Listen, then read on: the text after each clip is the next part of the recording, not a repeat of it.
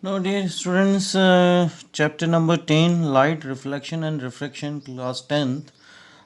Today we have the revision of the following topic, that is revision of the lens along with the formation of images and the basic rules. Okay, so we will start with the concept of the lens.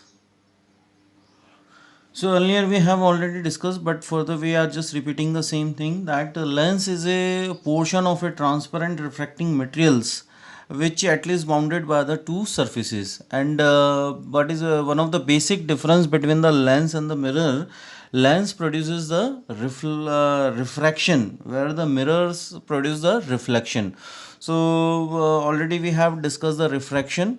So the transparent material which having its own optical density, which can produce the refraction. So we are just getting the simplest define of the lens. So here we have the simplest define, that it is a portion of a transparent refracting medium bounded by the two surfaces and produce refraction. Already we have added the word. Now we will discuss about the types of lens. Types of lenses.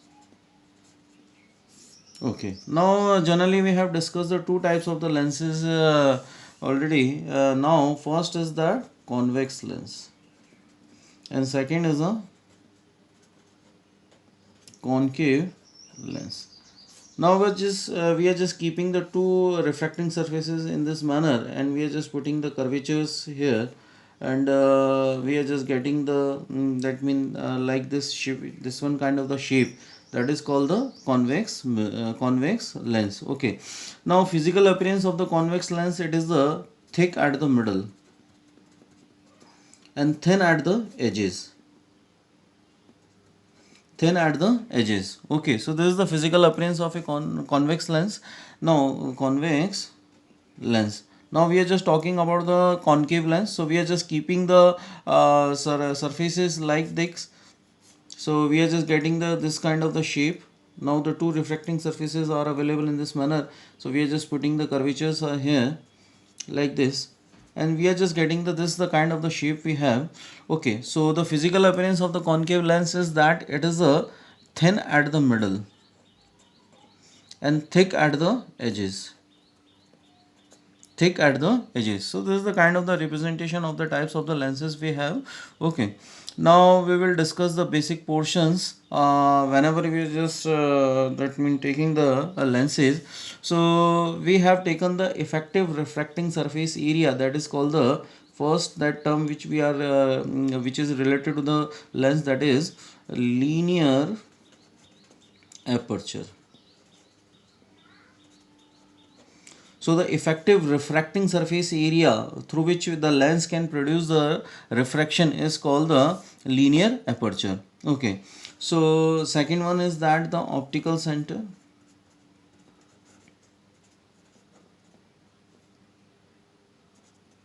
So what is the optical center? The center of the lens is called the optical center. So here we are just assuming the optical center, that is O, and here we are just assuming the optical center O. Now what is the basic meaning of the principal axis, which the axis which is passing through the principal axis, optical center is called the principal axis. So somehow we are just using the little bit same things those we have earlier discussed in the mirror, except the optical center. And always we know that the center of the mirror is called the pole. Okay, principal axis. Okay, so these are the three general terms we have. Now the focus and the focal length of the convex lens in the reference of the convex lens. So I have just put it the diagram in front of you. So after refractions, all the rays are passing through a point as the rays are coming from the infinity. So that point can be regarded as a focus. So I am just putting the one of the basic diagram in front of you. Okay, now these are the rays, those are coming from parallel to the principal axis. Then after refraction they must pass through a particular point. that point is regarded as a focus. So this is the focus we have, and inside the book the nomination gives us that is the f2, but here we are just assuming this one as a first principle focus, and on behalf of that nature we are just saying the optical center is this here. Now we are just getting that the distance between the optical center and the focus is called the focal length. Okay, so we are just regarding that is first principle, first principle focus.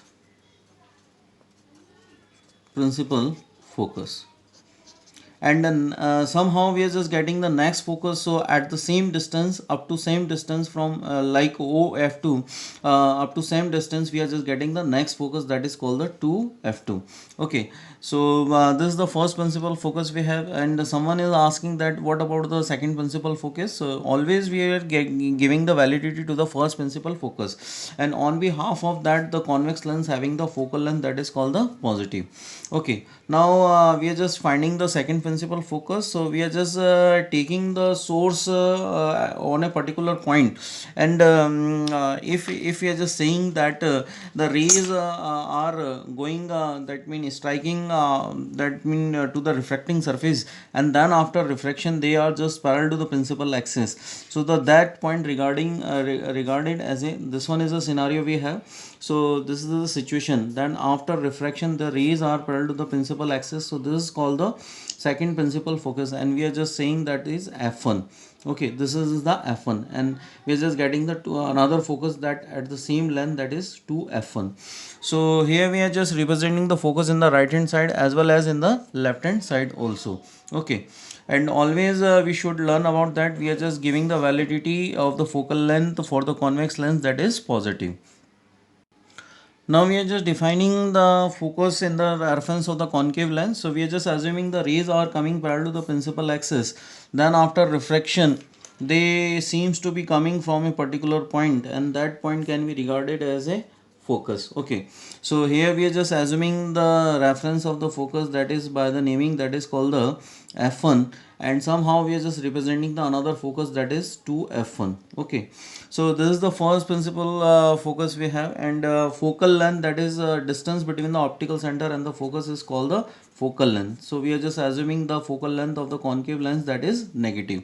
Okay, and somehow we are just finding the second principle focus. So what actually we are just assuming that the rays are coming that mean directly to the surfaces of the lens. Okay, so then after refraction they are just parallel to the principal axis, but they are just converging to a particular point, and that point regarded on the principal axis is called the focus, and here we are just representing that is f2, and then after we have this next focus, that is 2f2.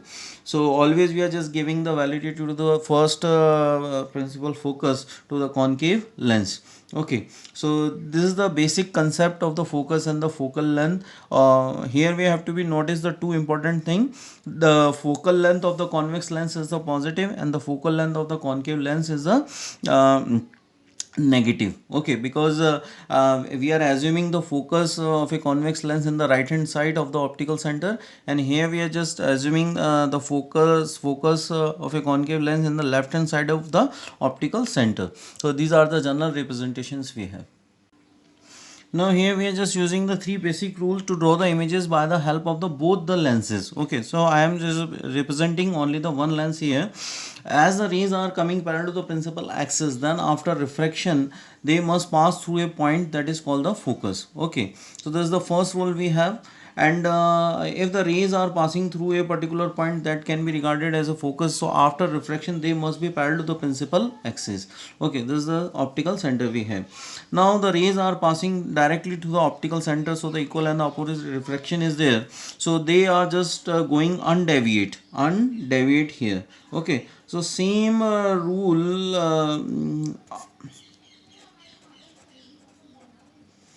same rule we are just also applying in the part of the concave lens also. Now dear students, here we have the first image formation by the help of the convex lens, as I am just assuming the object at the infinity. So the rays are coming parallel to the principal axis from the infinity So this is the basic symbolic notification of the infinity. So if the rays are necessarily coming parallel to the principal axis, then after refraction they must pass through a point, and the image will forms at the f2. Okay. Now here we have to be assume the focus in the left hand side as well as on the right hand side. So the image will be at the f2. This is the first that mean impression of the image. We have location of the image. Now the nature of the image, that is called the real and inverted. This is the second assumption about the image.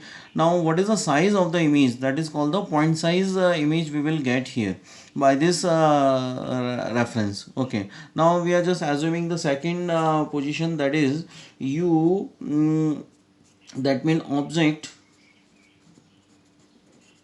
beyond 2f1. Okay, so how we are just getting the image? Now we are just getting the next representation of the image formation, as we are just keeping the object beyond the 2f1. So we are just getting the image of that object that is between the f2 and 2f2. So we are just getting the result that mean between f2 and 2f2, and I am just writing that b dash and a dash. So what are the basic notification about the image between f2 and 2f2? Nature of the image, that is real and inverted in small n size as compared to the object. So this is the second representation of the image formation by the help of the convex lens.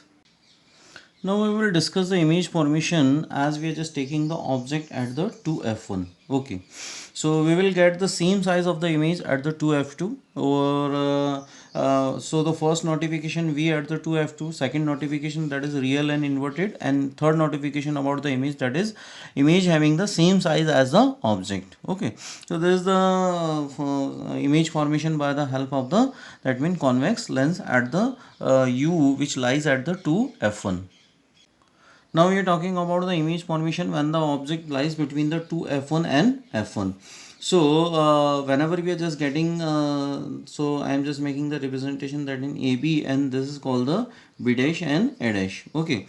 So what is the position of the image that is beyond 2f2? That will be the real and inverted, and the size of the image will be the increase. Okay, so we are just keep taking it as a large. So this is the fourth image formation. Now we are talking about the image formation that at the fifth place, that is we are just taking the object at the focus. Okay, so we are just keeping or we are just following the basic rule, the ray is parallel to the principal axis, so it is must pass through the focus, and another one, that is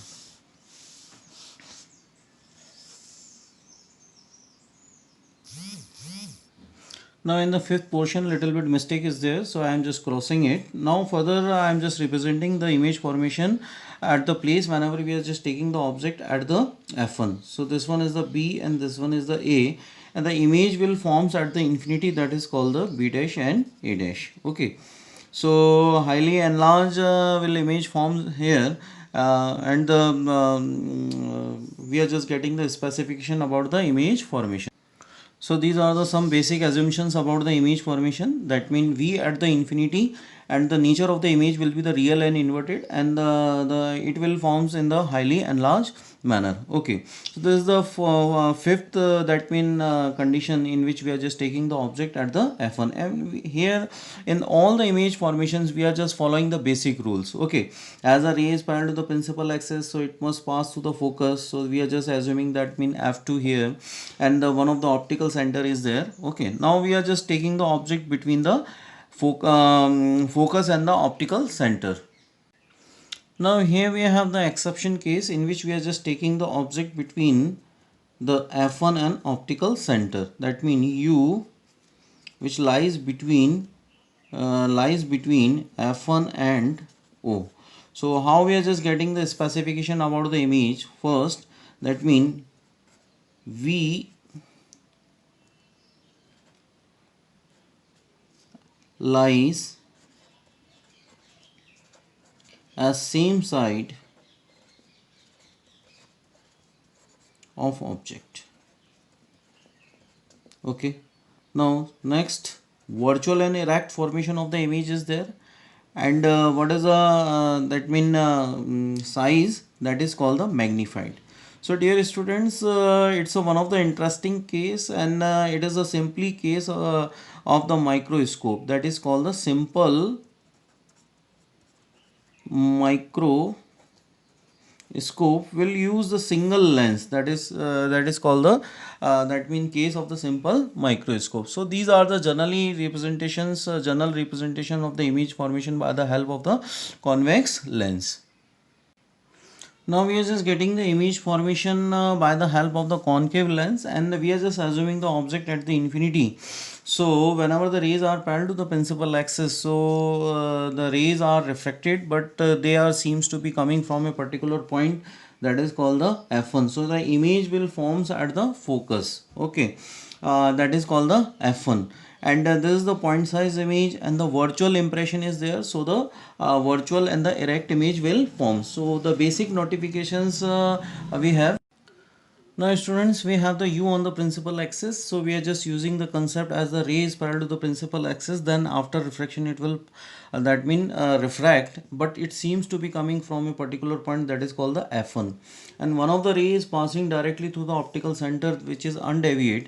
So whenever the rays that mean two rays cut to each other, that the image of the object lies between the f1 and o, that mean the focus and the optical center.